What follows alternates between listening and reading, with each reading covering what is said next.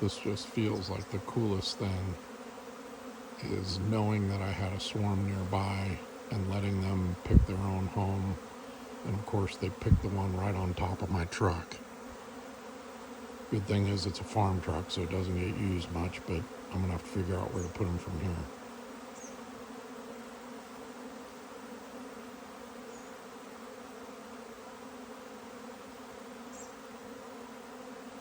At least I didn't lose my wife over the process.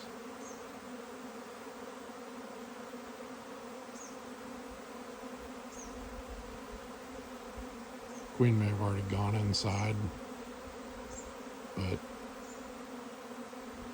she should be marked because I think she's my queen from a different hive. There's a lot of bees going into that bad boy.